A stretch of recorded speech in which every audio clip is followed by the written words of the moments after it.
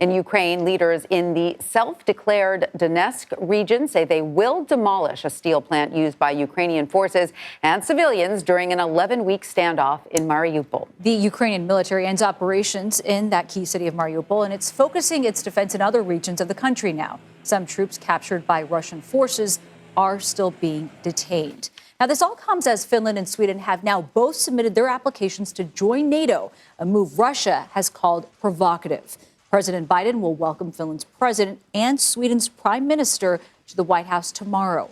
Finland's Undersecretary of State for National Security and Foreign Policy says his country comes ready to contribute. I think we have a credible deterrence.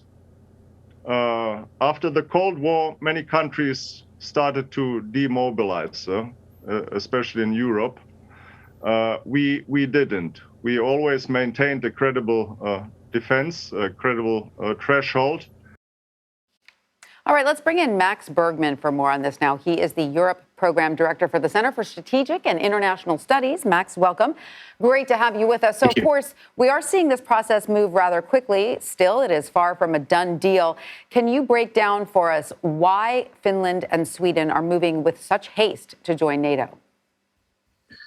Well, I think you actually have to go back to Russia's invasion of Ukraine, not in February, but in 2014. I think that began to really shift attitudes in Sweden and Finland. You saw, especially in Sweden, defense suddenly becoming a major priority. And then when Russia invaded Ukraine for a second time and sought to decapitate the Ukrainian regime, I think that told everyone in Sweden and Finland that now was the time to try to join NATO. Now, I think previously, Sweden and Finland were sort of had this strategic ambiguity. They were members of the EU. They worked very closely with the United States, with NATO countries, but weren't official members. So the Article 5 commitment, which was that an attack on one is an attack on all, didn't apply to them necessarily. And so joining NATO is sort of removes that strategic ambiguity and enables them to have closer ties with the NATO alliance. And Max, Turkish President Erdogan says he's not sure that two countries should be allowed to join the alliance. Can you talk to us about why he's opposed to them joining?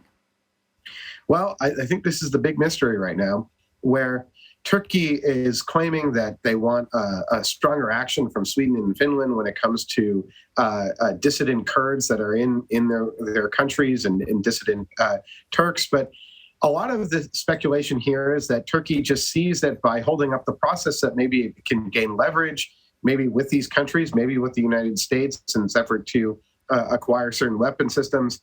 Maybe it can get a phone call from President Biden. It's sort of unclear how strong Turkey's objection is. We've seen President Erdogan come out and publicly say that he had concerns. So I think there's going to be a lot of backroom negotiations, and hopefully this will just be resolved. If not, I think Turkey's going to suffer a lot of backlash within NATO, within the European Union, for holding up these two candidates, because frankly, they're both incredibly strong candidates and would do a lot to strengthen the alliance, not weaken it. But, Max, when you speak to people who live in Finland and you live in, Sweden and some of these countries, they're used to little military provocations by Russia. And I wonder if Finland is accepted by NATO, for instance, that would increase the length of shared border between the alliance and Russia by more than double. What implications might that have, not just for the war, but for their relationship with their neighbors moving forward? Well, you're right. So Finland has an incredibly long border with Russia. Of course, they were invaded by the Soviets during World War II or prior to World War II. So Finland has long been very concerned about the threat of Russia. But Russia also has to be concerned about the threat posed by Finland in NATO. And so I think that this sort of goes both ways. In the case of Sweden, I think this is really fundamentally about reintegrating Sweden and Finland into kind of the overall defense architecture of Europe. And I think it definitely changes things in how these two countries, which have a lot of capabilities, a lot of wealth, they have forces that are ready to deploy, they have advanced weapon systems, that now becomes an asset for NATO overall, that if it had to defend not just Finland, but the Baltic states to the south. So I think this really would reinforce European security and is a real blow to Vladimir Putin. It represents a real strategic own goal that invading Ukraine has become. Max Bergmann, thank you very much for joining us. Thank you.